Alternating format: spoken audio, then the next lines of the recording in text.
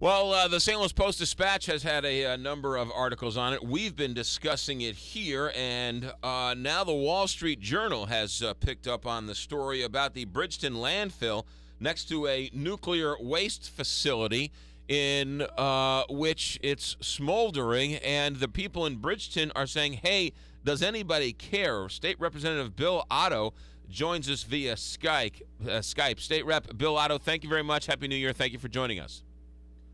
Thank you. Thanks for having me. I have to tell you right now, I get a bonus as well for saying Harvey Ferdman's name. So I thought I'd add that in there. All right, good. Well, it's always good to get Harvey's name in there. Great. Over the holiday break, the Wall Street Journal wrote an article about what you've been dealing with now for months. Has that moved the needle in all in terms of attention of what's going on? I don't know. It certainly reflects the community and what they've been doing for the past year and for quite some time now. This has gotten a lot of attention, as it should. We have radioactive waste. We have this material right in the middle of a municipal area, and it's just a hazard as it is, without even considering the odors. Last night, the odor out of that landfill was just horrendous. I drove over there, drove around it. It was as bad a smell as you could describe. Absolutely terrible. Now, this is something new because I thought they came in this summer and solved the smell problem. No, the odors are continuing a continuing problem. They absolutely are. Now, I know that the extreme cold. I actually dropped by the office last night about 7 o'clock and asked them what in the world was going on. They talked a little bit about freezing pipes and all that, and I understand that. It's a difficult thing to manage. But we've had smells. We had smells on Thanksgiving. We were having smells around the holidays. It's just a constant reminder to the community that this landfill is there, and then it's a reminder that we continue to have radioactive waste there that they're trying to do something with. So overall, it just over and over. It's one thing if it smells. It's another thing that the EPA recently came out and said that, and make sure I'm saying this correctly, Representative Bill Otto, that the EPA came out and said that, wait a minute, there's more nuclear waste than we thought, and it's in different areas than which we first thought. Well, as you've described before, they have to dig a trench. There's radioactive waste in the southern part of this landfill, or I'm sorry, the smoldering events in the southern part of this landfill. The radioactive waste is in the north part. And those two things can never meet. You can never have the fire reach the radioactive waste and the potential of getting it airborne. So Republic, after a while, decided that, agreed with DNR that they're going to go ahead and put this trench in. But as you indicated, they're doing borings to see where the trench is, and they've already found areas where they didn't know radioactive waste was in the first place. Subsequently, they're re-examining on the ability to even not put the trench in, but constantly updating and figuring out where the trench is. There's also a very skilled and respected scientists who either insinuate or have actually come out and said fact that the nuclear waste is seeping into the groundwater. Well, we just came out with a series of groundwater tests, and apparently that all came out positive or not negative. I don't know how you'd put it exactly, but we haven't seen an increase in the radioactive waste around the landfill. But this is an old landfill. It's not lined. There's nothing to keep the material from seeping through this and getting into the groundwater, and that's a concern. No matter what they do with this radioactive waste, that is something we're going to have to continue to watch and be cautious of for forever. So there've been, as long as it's there, it has a potential getting in the water. So there've been report after report, having all these meetings and everything. What is next now? Well, apparently there's some funding at the congressional level that may be available to aim at this particular site. I know that's something in Missouri for the Coalition of the Environment is working with. There's a bill or will be a resolution introduced in the House to ask this the leading agency, the EPA, to give this up and to move this over to a different agency, basically the Army Corps of Engineers, to get them to mitigate. They're in St. Louis now working on the remnants of what's in Westlake is up in North County. They're working to get it moved. Our goal is to get this over to a different organization that has some experience dealing with these particular sites, make a decision, and I absolutely believe it needs to be moved. It needs to be gotten out of there. We need to continue to ensure the safety of the community by making sure that fire stays where it is or doesn't have any opportunity to reach any of the radioactive waste.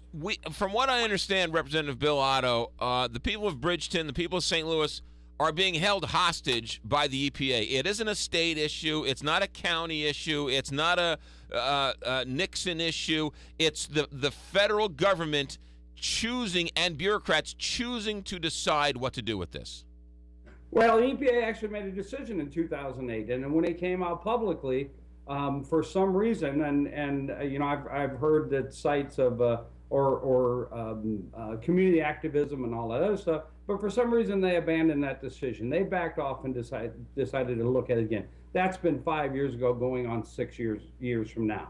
I don't know if the hostage thing is exactly the right way to put it, but somebody needs to make a decision on this. The EPA needs to make a decision. The reason the state's involved in it all, the only reason that I have really any input on this except for just being there for the residents, is that the state controls these landfills. They're responsible for ensuring the landfills do not have a negative impact on the community. And as you can tell, every day, the folks around this landfill lost last summer completely, lost it because they couldn't leave their homes. And when you and I got to open our windows and let the spring air or the fall air come in, they had to keep them closed because of the odors and the smells out of this landfill. Last question for you, Representative Bill Otto. Again, I just want to make sure people understand where we are with this. It's one thing, and it is tragic that you can't go out and cook a burger on your back deck in the summertime because of the smell. It's another thing when nuclear waste is found in places that it wasn't originally thought. And so if the smoldering fire supposedly cannot reach the nuclear waste, now they're finding nuclear waste in that trough. My question is, it's not that far of a leap to think nuclear waste might be in the smoldering dump area. And that's a continuing concern. My hope is that they're able to find a path through this trench. If they can't find a path, they may have to bring in some specialized people to work in the areas where they found some of this radioactive waste. We have to get the trench in. We have to do what we need to do to continue to ensure the short-term safety of the community involved with the as far as the smoldering event. But on top of that, we need our federal officials to help us get a decision on this. Get a decision, decide what they're going to do with this waste. I absolutely believe it should be moved, but make some sort of decision. Make an informed decision. Take what's there. One of the things that came out of this Wall Street Journal article that's just unfortunate, that's not happened at this point, is that Republic, who owns this landfill, has now said that the community activists are really a group on their own agenda, and that's the farthest thing from the truth. Absolutely. These are people that are simply trying to protect their homes, their investment, and their children. And that whole thing is just out of bounds. Boeing says, hey, we're thinking about moving the plant from Seattle, and everybody jumps on board, everybody comes together, and within 5 days we have an economic plan to give to Boeing. And you say, and the people of Bridgeton say, hey, wait a minute, we're on fire, and a nuclear waste dump might be in the way of this, and you hear crickets. I am shocked that more people haven't come to the defense of the Bridgeton people, because it doesn't just affect Bridgeton, it affects the region. I'm shocked at the lack of interest in this story. Well, you're absolutely right. This is a municipal area. This affects everyone in here. But between the groundwater, the potential is getting in the air. This absolutely has a regional impact. It clearly does. The state, I believe, the DNR is doing what they can to ensure the safety as far as the smoldering event, the odors, that sort of thing. It's simply up to the federal officials to put a little fire under this thing. Maybe that's not the best word to use, but to get the EPA off the dime, or to help us move this over to FUSRAP, to the Army Corps of Engineers, to get it mitigated and get it dealt with now. There is a tremendous amount of activity out there. The community groups, the Wall Street Journal is just one aspect of how they're able to continue to keep this in the news. So I appreciate your interest. This is one way that we can continue to keep this fresh and alive and make sure that people understand that there is a big concern here. That is State Rep Bill Otto via Skype talking about the Bridgeton landfill that's on fire next to and possibly including a nuclear waste site with possible seepage of groundwater at some point. Representative Bill Otto, Happy New Year. Thanks, and we'll check back with you as it warrants. Thanks very much, and maybe Harvey will be in here next time. You got it. We'll get a real spokesman on to talk about it. Thank you, Representative Bill Otto. 8:30, we'll check traffic and weather straight ahead. Big 550.